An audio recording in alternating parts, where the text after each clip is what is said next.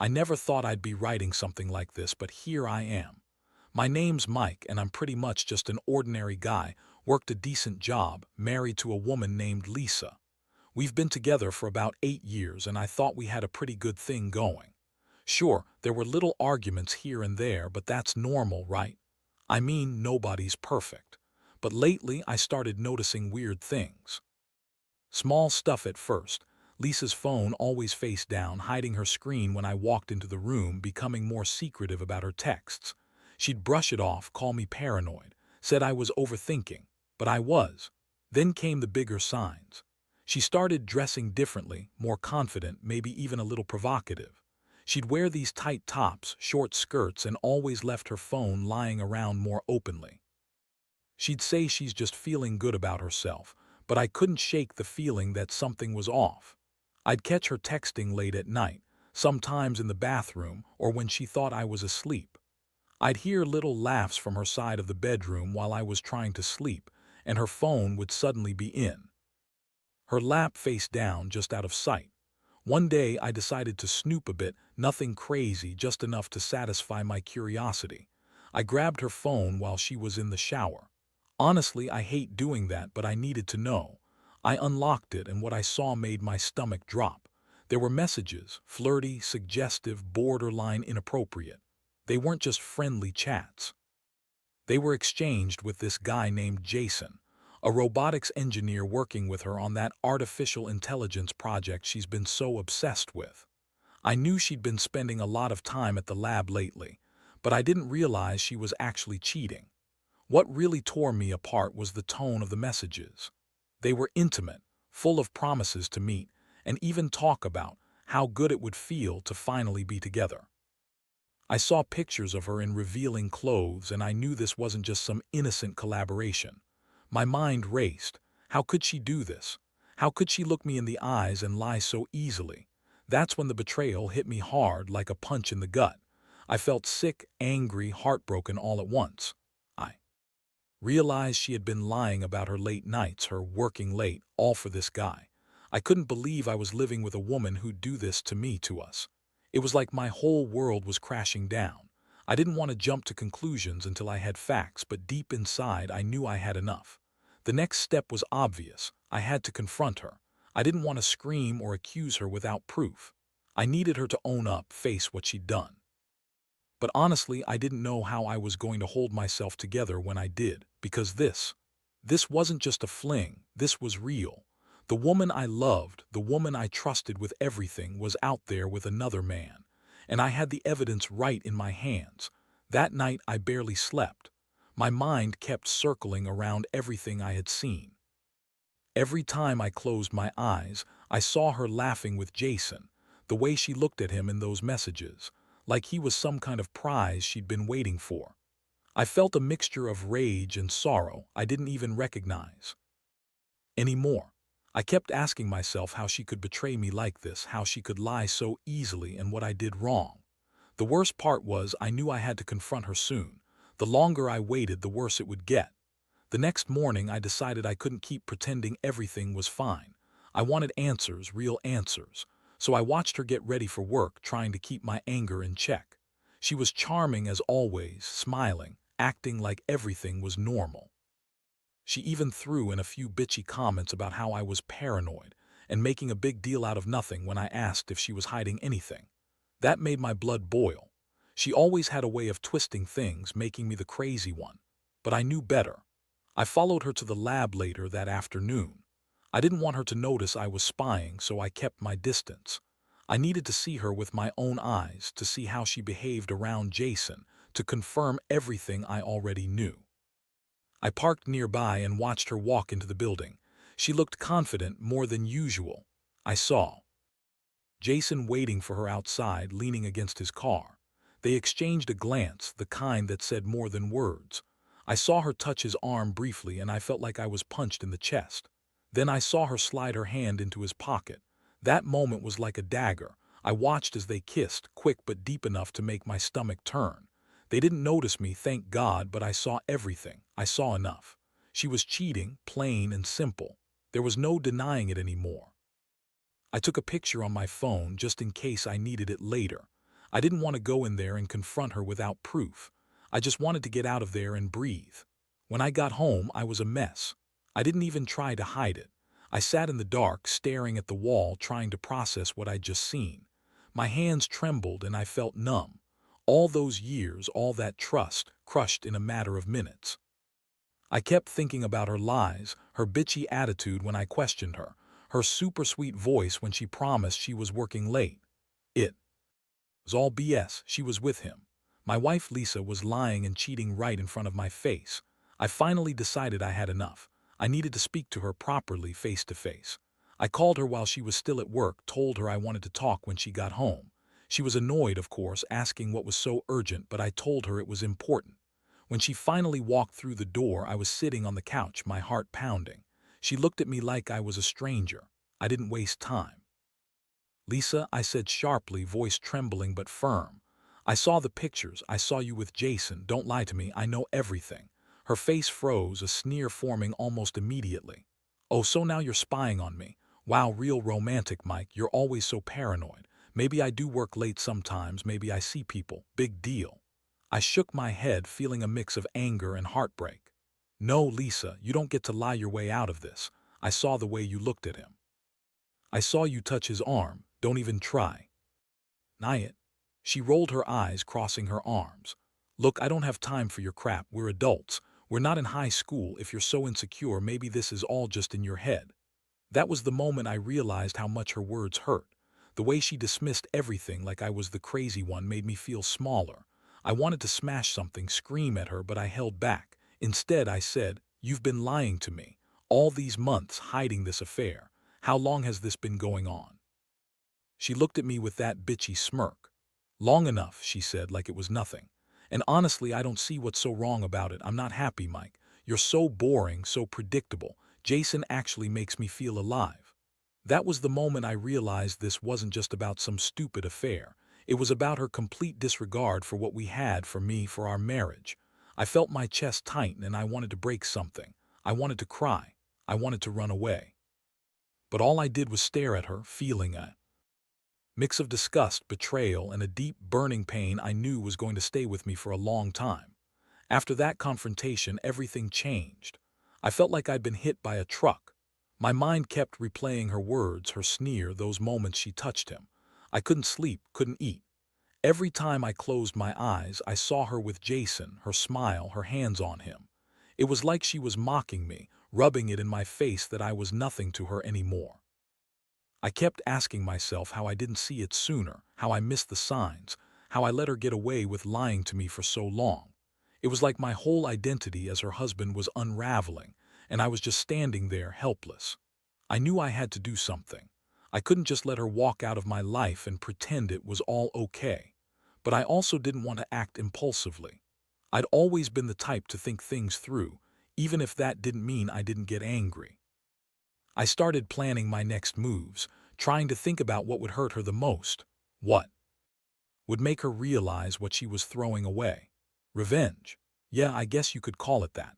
I never wanted to be the guy who just rolled over. I wanted her to feel what I felt, betrayed, humiliated, and angry. I remembered the project she was working on with Jason, the artificial intelligence thing. It was supposed to be revolutionary.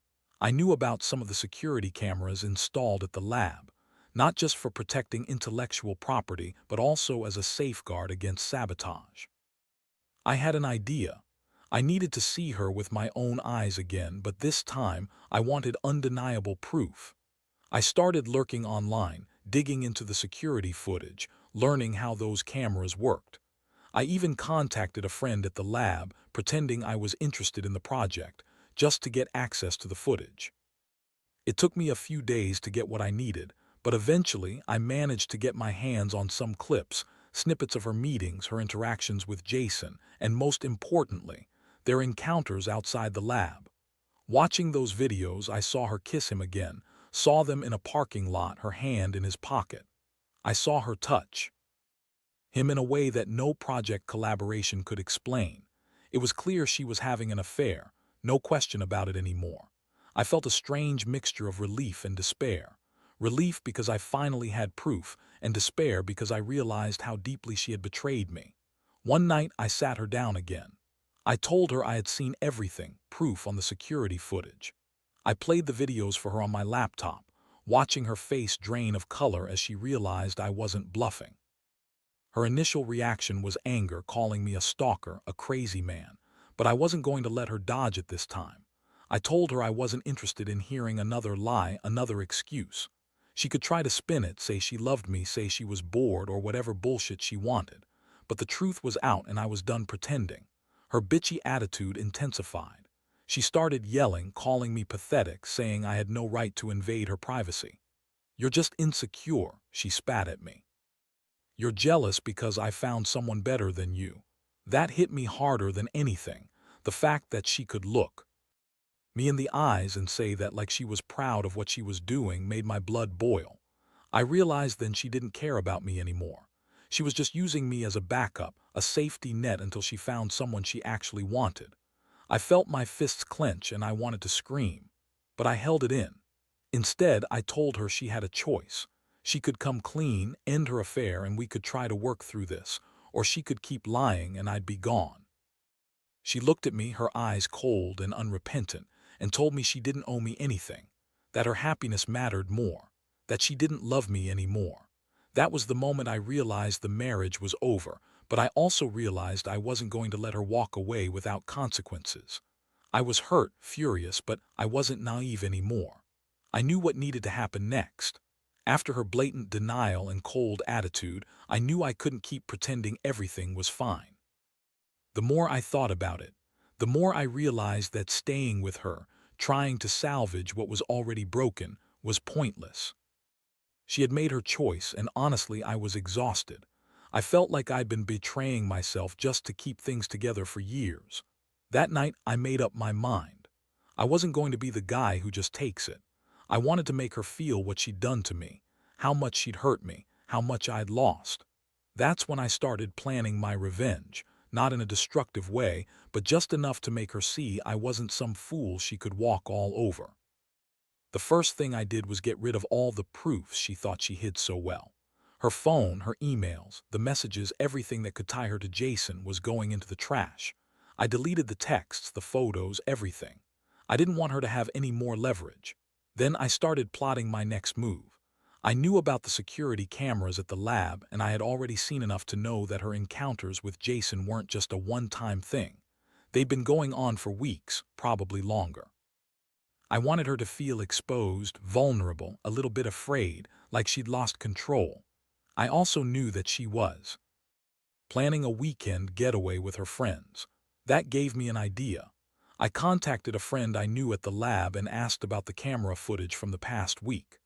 I told him I was trying to get some work-related stuff, and he was surprisingly cooperative, considering how tightly those security systems are protected. I managed to get some clips of her meeting Jason at the lab late at night, sneaking out the back door, going into his car. Watching her walk out like that, so confident and sneaky, made me realize how much of a lie her innocent collaborator act was. I decided I'd give her a little taste of her own medicine. I set up a fake social media account, something anonymous, and started messaging her, pretending to be someone who knew all about her affair. I played it cool, acting like I was just a guy interested in her. At first, she was flirty, surprised, maybe even enjoying some attention. It was satisfying to watch her drop her guard, her bitchy attitude softening just a little. But I kept pushing. I wanted her to see that I was capable of hurting her back, to make her realize that her lies and cheating wouldn't go unpunished. Meanwhile, I kept her under close watch. I downloaded more footage, kept track of her movements, and made sure she had no idea I was involved. I wanted her to feel like she was losing control, just like I did inside. The more I watched her try to cover her tracks, the more I felt a strange sense of power, like I was finally flipping the script. She had been so confident, so dismissive of me, but now I was the one in control. I didn't want her to think she could get away with this forever. I wanted her to see just how much I knew, how much I cared, and how far I was willing to go to end this betrayal. One night she came home late, more bloated with lipstick on her collar, her demeanor even bitchier than usual when I asked about her day. I kept my cool, but inside I was boiling. I told her I knew everything, the affair, her lies, her sneaking around. I even played her some of the footage I had retrieved, letting her see herself in those stolen moments. Her face went pale, but she immediately started spinning stories, claiming I must have hacked her phone, that I was a jealous psycho, but I wasn't buying it anymore. I just sat there, watching her stumble through her lies, feeling this strange mix of satisfaction and heartbreak. Ultimately, I realized that my revenge wasn't about hurting her physically. It was about her understanding that I knew the truth, that I was no longer blind, and that I was done being her fool. That night, I decided I couldn't stay under the same roof anymore. I told her I was leaving, that I couldn't live with her betrayal, that I deserved better than a woman who played me for a fool. She yelled, called me crazy, said I was overreacting. But I knew I'd won the first battle. She was starting to realize that I was finally fighting back. The days that followed were a whirlwind. I moved out of the house, not because I wanted to run away from her, but because I needed space to breathe, to think clearly. Being in that empty place, surrounded by all the memories of our life together, was brutal. Every corner, every photo, every little thing reminded me of what I'd lost: trust, respect, love. But I also felt a strange sense of relief. I was finally taking control of my life again. For so long I had been stuck in this toxic cycle of denial and hope, convincing myself that maybe she'd change, that she loved me. But her actions proved otherwise. During those days, I kept feeding my anger, but I also started to focus on myself. I went back to the gym, reconnected with old friends, and tried to rebuild some sense of normalcy. I knew I couldn't undo what she did, but I could make sure I didn't become a shell of myself. I kept the footage and the messages as proof, just in case I needed them later. I also started thinking about legal options, what rights I had, what support I could get if she refused to leave or tried to manipulate the situation. One thing I didn't expect was the way she started to change. When I saw her at first, she was furious, calling me names, accusing me of stalking her, of trying to ruin her reputation. But after a few days, her attitude shifted. Her bitchiness turned into desperation. She called, begged, even tried to guilt-trip me, saying how much she needed me, how she'd change, how she was sorry. It was all bullshit, I knew that. She was just trying to keep her options open, trying to manipulate the situation. But I refused to fall for it. I stayed firm. Then something unexpected happened. I ran into Jason at the grocery store. Seeing him in person made everything realer. This wasn't just some secret affair anymore, it was exposed. He looked nervous, like he knew he'd screwed up. I didn't say a word to him, didn't need to, but I made damn sure to give him a look that said, "You ruined your own life just as much as hers." I felt a strange satisfaction seeing him squirm. That bastard thought he was so clever, so irresistible, but I knew better now. He was just another guy playing with fire, and he'd gotten burned. Meanwhile, Lisa kept trying to reach out, begging me to forgive her, saying she never meant for it to go this far. She played the victim, calling me a control freak, saying I was paranoid, that I'd ruined everything. I listened, but I didn't say much. I knew her game. She was used to twisting words, getting what she wanted. But I also knew I couldn't keep pretending to be okay with this. I had to make a clean break. I didn't trust her anymore, and I didn't see a way back from this betrayal. I finally decided to go to a lawyer. I needed to understand my options, what rights I had, how to protect myself legally, and what I could do to get her out of my life permanently if that's what I chose. The lawyer explained that I could file for divorce, especially given her infidelity, and that I had a good chance of getting some of the assets, maybe even custody of any shared property. I was ready for that. I wanted her to feel the weight of what she'd done. Not just the emotional pain, but the consequences, the repercussions of betraying someone who loved her. In the end, I realized that I had learned a lot from this nightmare. I learned that love isn't enough when trust is broken. Once that's gone, everything falls apart.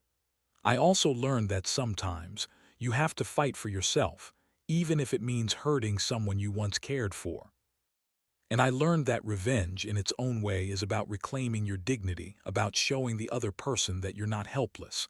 I didn't want her to think she'd won. I wanted her to know I was done being a victim. So I'm moving forward now. Still hurt, still angry, but also stronger. I'm rebuilding my life little by little, and yeah, I'll be cautious next time. I won't let myself fall into that trap again. If there's one thing I want to tell anyone reading this, especially guys in similar situations, it's this: trust your instincts. Don't ignore the signs. When someone shows you who they really are, believe them. Because once the betrayal is done, it's nearly impossible to go back. Looking back now, I realize I've come a long way from that awful day when I first found out. It's been months, and honestly, I still feel the sting of betrayal every once in a while. But I also feel a strange sense of relief. I finally faced the truth, no matter how ugly it was, and I made a decision to take control of my life. The pain of her cheating still lingers, but it's different now. It's a reminder to trust my instincts and never ignore the signs again. I learned that some people are just incapable of loyalty, no matter how much you love them or how hard you try. And that's okay, because not everyone is meant to stay in your life forever. Sometimes, the best thing you can do is walk away and focus on healing. I've realized I deserve someone who values me, who doesn't play games or lie to my face. I'm rebuilding my confidence, my sense of self, and I'm doing it without her. The biggest lesson I take from all this is that betrayal cuts deep, but you can survive it. I've come to accept that the pain will fade and life will go on. No matter how much it hurts right now, I have hope for the future. I've started dating again cautiously, but I'm learning to trust again. I've also become more aware of the importance of honesty and communication in any relationship. If I could give one piece of advice to anyone stuck in this kind of situation, it'd be this: listen to your gut. When something feels off, it probably is. Don't ignore the signs and don't be afraid to walk away if you have to. As for Lisa, I hope she gets whatever she deserves, whether that's a wake-up call or just a lonely reflection on her betrayal. I don't hold any hate, just a lot of disappointment. I hope she learns that cheating and lying might seem easy in the moment, but the consequences are long-lasting. And I hope she finds happiness, even if it's not with me. My life is still a work in progress, but I'm finally moving in the right direction. I've learned that betrayal is the end of the world. It's a harsh lesson, but a lesson nonetheless. One that's made me stronger, smarter, and more cautious. And I'll never let anyone make me feel small again. I'm done with the lies, the betrayal, and the bullshit. From now on, I'll be honest with myself and the people I trust. That's the real victory.